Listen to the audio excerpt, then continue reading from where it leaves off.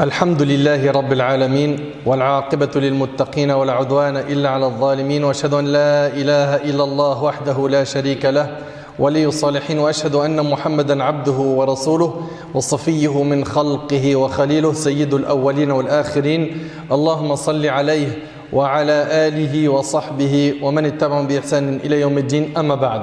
Mes chers frères et sœurs, aujourd'hui j'ai envie de parler d'une maladie qui ronge les cœurs, d'un grand péché, d'une maladie qui s'est énormément répandue, surtout aujourd'hui avec les réseaux sociaux. Une maladie destructrice, une maladie qui fait que tes bonnes actions sont annulées. Cette maladie, ahbab al-kiram, est l'ostentation. Qu'Allah tabaraka wa ta'ala m'en préserve ainsi que vous. L'ostentation, c'est quoi? L'ostentation, c'est de faire une adoration que l'on fait à la base pour Allah, mais tu ne vas pas la faire pour Allah, tu vas la faire pour l'agrément des gens, pour avoir l'éloge des gens, pour que les gens te montrent du doigt en disant que tu es quelqu'un de bien, pour l'amour du prestige, la célébrité, la place de vedette dans le cœur des créatures. Ça, c'est ar-riya, c'est l'ostentation. Et on a aujourd'hui malheureusement des musulmans et des musulmanes qui, par exemple, quand ils vont prier chez eux, ils vont prier en bâclant la prière. Il va prier très rapidement. Mais dès qu'il est à la mosquée et qu'il sait qu'il a le regard des gens autour de lui, les gens qui le voient, là il s'applique, il prend son temps. Il a embelli sa prière, pourquoi? Pour Allah? Non. Pour les gens. Pour avoir leur éloge, leur compliment. Toute personne qui agit avec ostentation, qu'il ou elle sache que sa récompense, elle se limitera aux paroles des gens. Tu auras des compliments, c'est ce que tu recherchais. Tu voulais briller, tu brilles. Tu voulais être pointé du doigt, aujourd'hui tu es pointé du doigt. Tu voulais être connu, célèbre, aujourd'hui tu l'es. Ça y est, ta récompense, tu l'as eu fait de dunya. Ne t'attends pas à avoir des récompenses yawm al-qiyamah pour ces actions que tu as faites avec ostentation, que tu n'as pas fait pour Allah tabaraka wa ta'ala. Et qu'est-ce qu'on a aujourd'hui? Des réflexes qui finalement émanent d'un cœur plein d'ostentation. Il va à tout prix vouloir montrer qu'il connaît des gens pieux, se prendre en photo avec eux, s'afficher avec eux dans les réseaux sociaux, dire moi tout à l'heure je vais rencontrer tel cheikh, je m'assois chez tel professeur, j'étudie chez un tel, là maintenant je vais aller dans l'assemblée d'un tel. Tout ça c'est par ostentation. Ahbab al-kiram, ce sujet-là il est gravissime. L'affaire de la sincérité c'est quelque chose d'important. Tu te dois, mon frère, de combattre l'ostentation par les invocations, par la discrétion, par pas mal de choses qu'on va évoquer aujourd'hui. Pourquoi? Pour que tu sois sincère. Parce que c'est soit tu es sincère, soit tu es dans l'ostentation. Ahbab al-kiram. Sufyan al-Thawri, rahimahullah, ce grand savant parmi nos pieux prédécesseurs, a dit: je n'ai jamais traité une chose plus difficile pour moi que mon intention, car elle change sans cesse. Allahu Akbar. Et il en est ainsi. Il se peut que pendant un discours, pendant un prêche, pendant une bonne action que tu es en train de faire, au début tu étais sincère. Tu as regardé comment les gens ils étaient émerveillés, éblouis par ton discours et tu l'as embelli, tu as rajouté un peu de miel. Ces rajouts ne sont pas comptés. Ils sont annulés parce qu'ils sont faits par ostentation, ils ne sont pas faits pour Allah. Donc une personne peut se retrouver à faire quelque chose au début pour Allah et en milieu de chemin ou à la fin, il se retrouve à avoir quoi? L'ostentation qui touche son cœur. C'est pour ça, ahbab al-kiram, il faut toujours se poser la question avant une action, pendant l'action, après l'action. Pourquoi je l'ai fait? Pourquoi j'ai parlé? Pourquoi j'ai gardé le silence? Pourquoi je me suis affiché dans tel endroit? Pourquoi j'ai cliqué sur live sur Instagram? Pourquoi je veux me mettre en avant? Est-ce que je veux mettre en avant le dîn d'Allah ou ma personne? Ahbab al-kiram, fait partie aussi de l'ostentation le fait de délaisser une bonne action par crainte que les gens disent de toi que tu es généreux, pieux, etc. Par exemple, j'allais donner 10 € à la mosquée. J'ai vu tout le regard des gens autour de moi, je me suis abstenu. J'ai dit, si je donne les 10 euros, ils vont me voir, ils vont dire que je suis généreux et donc l'ostentation peut toucher mon cœur. Le fait de faire une bonne action pour les gens ou délaisser une bonne action pour les gens, dans les deux cas, tu es dans l'ostentation. Et c'est pour ça que Al-Fudayl ibn Iyad, il a dit la sincérité est qu'Allah te préserve des deux. De faire pour les gens ou de délaisser pour les gens. Toi, tu fais pour Allah et tu avances tout droit. Ahbab al-Kiram, l'ostentation est l'un des péchés du cœur les plus nocifs pour l'âme et pour l'œuvre. Fait partie des grands péchés. Allah tabaraka wa ta'ala nous dit dans Sourate Al-Baqarah Ya ayyuhalladhina amanu la tubtilu sadaqatikum bil manni wal adha kalladhi yunfiqu malahu ri'a an-nas wa la yu'minu billahi wal yawmil akhir. Oh les croyants, n'annulez pas vos aumônes par un rappel. Tu fais une aumône et tu rappelles à la personne, tu te rappelles, c'est moi qui t'a donné ça, c'est moi qui t'a offert ça, c'est moi qui t'a acheté ça. N'annulez pas vos aumônes par un rappel ou un tort par la langue par exemple, comme celui qui dépense son bien par ostentation. On voit bien ici dans le verset que celui qui agit par ostentation, son œuvre est vaine. Comme celui qui dépense son bien par ostentation devant les gens sans croire en Allah et au jour dernier. D'après Mahmoud ibn Labid, radiallahu ta'ala anhu, le prophète sallam a dit certes, ce dont j'ai le plus peur pour vous est le polythéisme mineur.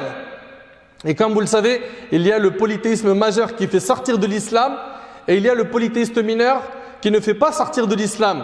Mais c'est un péché qui est grave. Les compagnons ont dit qu'est-ce que le polythéisme mineur? Le prophète sallam répondit c'est l'ostentation. Le jour du jugement, lorsqu'Allah va juger les gens, il va dire à celui qui pratique cela partez vers ceux pour qui vous faisiez de l'ostentation dans la vie d'ici-bas et voyez si vous trouvez une récompense auprès d'eux rapportée par Ahmed. Allahu Akbar. Allahumma ahfadna min al-riya. Allahumma ij'alna min al-mukhlisin ya Rabb fi al-aqwali wal-a'mal. Qu'Allah fasse de nous des gens sincères. On est nombreux aujourd'hui à parler de le Messie ad-Dajjal, n'est-ce pas? Le faux Messie va venir, le faux Messie, avant ça il y a le Mahdi, il y aura Gog et Magog, etc. Écoutez attentivement, Allah yabarik fikum. D'après Abu Sa'id al-Khudri radiyallahu anhu, le prophète alayhi salatu wassalam est sorti. Il est sorti vers nous alors que nous nous rappelions le Dajjal. Et le prophète sallallahu alayhi wa sallam nous a encouragés à parler du Dajjal. Mais écoutez bien, alors il a dit, voulez-vous que je vous informe de ce que je crains pour vous plus que le faux Messie? Quelle chose que je crains pour vous plus que le Messie ad-Dajjal? Ils répondirent, bien sûr au messager d'Allah. Il dit, le polythéisme caché. La personne se lève pour prier et embellit sa prière car elle sait qu'une personne l'observe, rapporté par Ibn Majah. T'arrives à imaginer mon frère, t'arrives à imaginer ma soeur, que le prophète sallam il craint pour nous l'ostentation plus que le Messie ad-Dajjal? Est-ce qu'on prend conscience de cela? Ahbab al-Kiram, vous le savez très bien que le jour du jugement, les trois premiers qui comparaîtront de notre communauté, comme c'est dans le hadith d'Abu Hurayra rapporté par l'imam Muslim, ce sont quelqu'un qui a combattu pour Allah, qui est mort martyr, quelqu'un qui a appris la science, il a appris le Coran, et quelqu'un qui était généreux, qui a fait beaucoup d'aumônes. Les trois, Allah subhanahu wa ta'ala, il les fait comparaître, il leur fait reconnaître ses bienfaits, et il leur demande, qu'as-tu fait pour moi? Et le premier qui dit, j'ai combattu pour toi, et je suis mort en martyr. Le deuxième, j'ai appris la science, je l'ai transmise à autrui. J'ai appris le Coran, je l'ai enseigné. Le troisième, je n'ai pas laissé une porte de bien sans y dépenser. Et à chaque fois, qu'est-ce qu'ils vont entendre? Tu as menti. Mais tu as plutôt fait cela pour qu'on dise de toi que tu es brave pour celui qui a combattu, que tu es savant pour celui qui a appris la science, que tu es généreux pour celui qui a dépensé. Waqad qil. Et cela a été dit. Ta récompense, tu l'as eue. Tu voulais des fleurs, tu voulais des éloges, tu voulais marcher dans la rue et être reconnu, tu l'as eu ta récompense, tu cherches quoi? Ensuite, Allah ordonnera qu'on le traîne sur son visage jusqu'à ce qu'il soit jeté dans le feu, qu'Allah nous en préserve. D'après Jundub ibn Abdullah radiyallahu anhu, le prophète sallallahu alayhi wa sallam a dit quiconque fait parade de ses œuvres par ostentation, c'est-à-dire il montre ses œuvres par ostentation, Allah dévoilera ses intentions corrompues le jour de la résurrection et étalera son scandale devant les gens, rapportés par Bukhari et Muslim. Allahumma ahfadna ya Rabb. Allahumma asturna fawqa al-ard wa tahta al-ard wa yawm al-ard alayk. T'imagines un petit peu mon frère que tu es là en train de dévoiler tes bonnes actions, tu es en train de les étaler et à la fin Allah subhanahu wa ta'ala il dévoile ton vrai visage le jour du jugement et c'est un scandale. D'après Mu'adh ibn Jabal radiallahu anhu, dans le même sens, le prophète sallallahu alayhi wa sallam a dit tout serviteur qui agit ici-bas en vue de se faire une réputation ou de se mettre en évidence verra Allah dévoiler sa mauvaise intention devant toutes les créatures le jour de la résurrection. Rapporté par At-Tabarani avec une chaîne de transmission qui est bonne. Subhanallah. Ahbab al-Kiram, ces bonnes actions qu'on fait, on doit les faire pour Allah. On ne doit pas les faire pour les gens. Le jour du jugement, tu n'as pas de compte à rendre aux gens. Tu as des comptes à rendre à ton Seigneur, Azza wa Jal. Sois intelligent. Et puis, médite un petit peu. Si ces personnes aujourd'hui, pour qui tu fais le maximum d'efforts, de bonnes actions, pour t'acheter une belle image, s'ils connaissaient ta réalité, tu penses qu'ils seront proches de toi jusqu'à aujourd'hui? Allah tabaraka ta'ala, il connaît ce que chacun d'entre nous vaut. Œuvrons avec sincérité. D'après Abu Hurayra radiallahu anhu, le prophète sallallahu alayhi wa sallam a dit, Allah exalté soit-il a dit, je n'accepte pas que l'on me donne des associés. Celui qui accomplira un acte d'adoration dans lequel il m'aura donné des associés, je l'abandonnerai à son polythéisme, rapporté par l'imam Muslim. Ali ibn Abi Talib radiallahu anhu a dit, écoutez attentivement s'il vous plaît, barakallahu fikum, ce sont des paroles poignantes. Il a dit, lil mura'i arba'u alamat. Il a dit, l'ostentateur a 4 signes. Il fait preuve de paresse dans les adorations lorsqu'il est seul. وَيَنْشَطْ إِذَا كَانَ فِي النَّاسِ. Il est motivé dans les adorations lorsqu'il est avec des gens. وَيَزِيدُ فِي الْعَمَلِ إِذَا أُثْنِيَ عَلَيْهِ. Il augmente ses bonnes actions lorsqu'il reçoit des éloges. وَيَنْقُصُ إِذَا ذُمَّ. Et les diminue lorsqu'il reçoit une critique. Faisons le bilan avec nous-mêmes. Quand on est seul, ça nous arrive d'ouvrir le mushaf, le Coran. Quand on est seul, ça nous arrive de nous dire, allez, je vais rester un petit peu avec moi-même, je fais un peu de dhikr, j'évoque Allah subhanahu wa ta'ala, je lave mon cœur. Quand on est seul, ça nous arrive de dire, tiens, j'ai envie de rajouter des prières surrogatoires avant dhuhr, après dhuhr. Ou est-ce qu'on est tout le temps obligé de faire cela quand il y a des gens pour s'acheter une image? À un moment donné, il faut se remettre en question. Les gens, tu leur dois rien le jour du jugement. Sois clairvoyant, sois intelligent. Non, aujourd'hui, chaque bonne action, il jeûne lundi et jeudi, il fait tout pour que les gens le sachent. Oh là là, comment j'ai soif. J'ai les lèvres là, elles sont collées. Tu veux de l'eau? Non, non, non. Vas-y, tiens, prends un verre d'eau. On est lundi, mon frère. Ouais, excuse-moi, et lundi est... Tu sais très bien, lundi, je jeûne, mon frère. C'est quoi ça? C'est quoi ça? Aujourd'hui, il y a des gens, ils ne sont pas capables de faire une bonne action sans le dire à quelqu'un. Il ne peut pas dormir sans dire ce qu'il a fait comme bonne action à quelqu'un de ses proches, de ses amis, de son entourage. Il n'y a pas un moment donné, tu te dis, la discrétion c'est bien, ça paye. Je vais faire des bonnes actions sans le dire à quelqu'un. La hawla wa la quwwata illa billahi al-ali al-azim. Allahumma rzuqna al-ikhlas fi al-qawli wal-amal. Ya Allah, accorde-nous la sincérité dans les paroles et les actions. Bien évidemment, ahbab al-kiram, on a dressé un constat amer, mais sachez qu'à chaque fois qu'il y a une maladie, il y a son remède. Le prophète sallam a dit, soignez-vous, serviteurs d'Allah, car Allah n'a pas mis une maladie sans qu'il lui donne un remède. Il y a un remède à tout. Il y a un remède à tout. Le prophète, à la fin du hadith, il dit, sauf une maladie qui est la mort rapportée par l'imam Ahmed.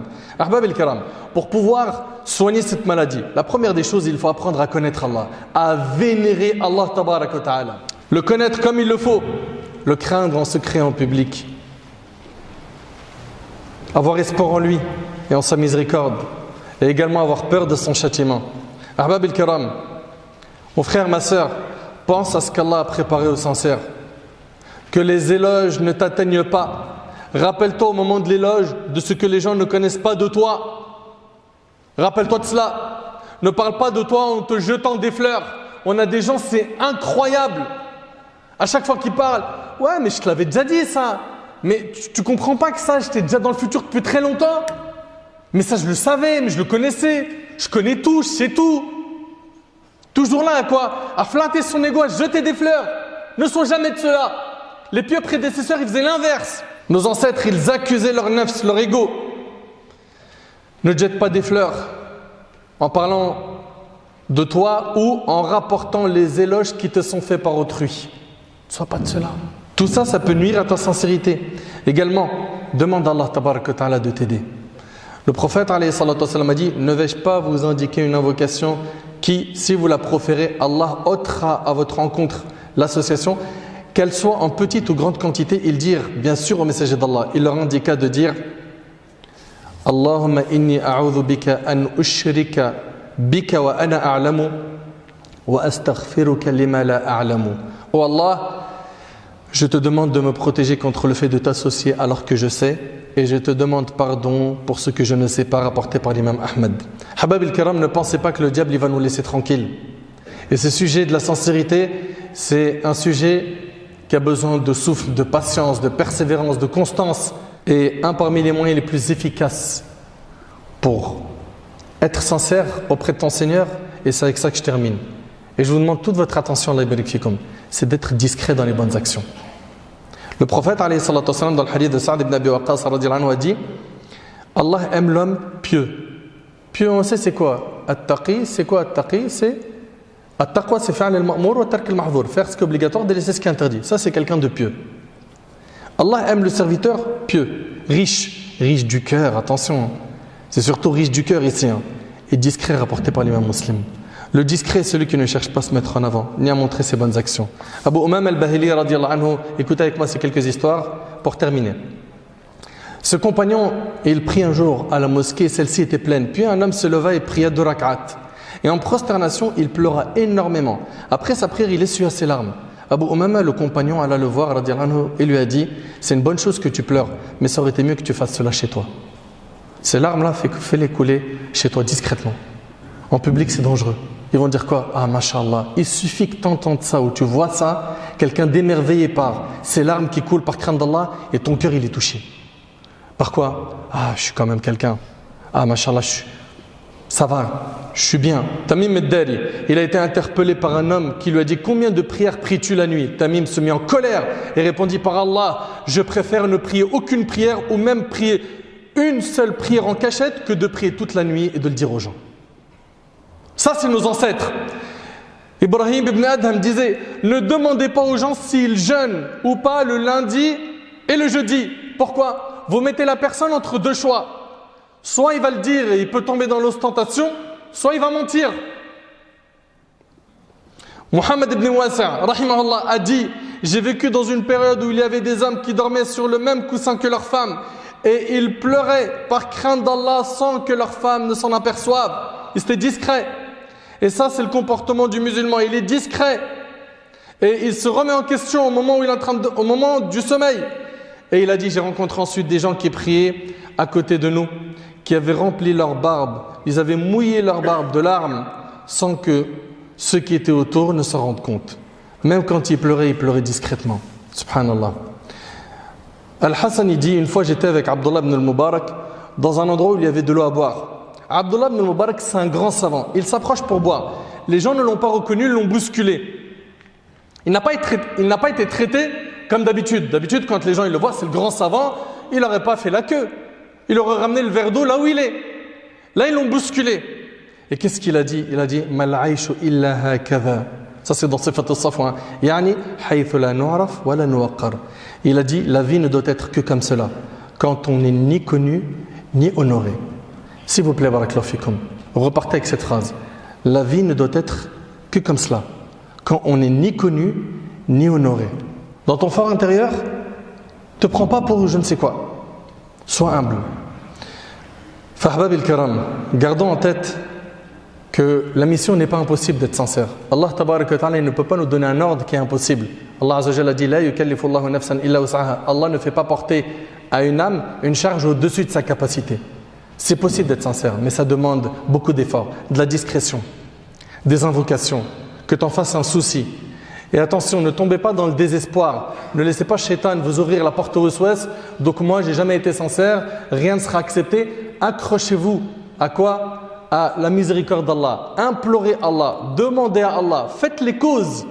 Renforcez votre foi, apprenez bien votre religion, vénérez votre Seigneur Jalla fi'ula, et vous verrez qu'Allah tabaraka wa ta'ala fera de vous quelqu'un de sincère. Par contre, La personne sincère ne se sent jamais sincère. Et c'était comme ça qu'étaient les compagnons radiyallahu anhum. Le jour où tu vas dire, moi c'est bon, je suis sincère, comme nos ancêtres ils disaient, quiconque vend en lui de la sincérité, sa sincérité a besoin de sincérité. Enfin, chacun d'entre nous, il doit faire l'effort, et c'est pas un petit sujet, c'est un sujet qui est très important. An-niyya, dans plusieurs livres de hadith, c'est d'ailleurs par cela que commencent les savants, commencent par la sincérité. Faisons l'effort nécessaire et j'implore Allah tabaraka wa ta'ala de m'accorder ainsi qu'à vous la sincérité. J'implore Allah tabaraka wa ta'ala de m'écarter ainsi que vous de l'ostentation. J'implore Allah azza wa jal de soigner nos cœurs de toutes ces maladies qui rongent les cœurs et qui sont destructrices, qui sont anéantissantes. J'implore Allah tabaraka wa ta'ala de nous préserver de tout mal et de nous accorder une bonne compréhension de la religion et surtout une bonne fin. As'Allah subhanahu wa ta'ala an yanfa'ani bima qultu wa yanfa'akum bima sami'tum.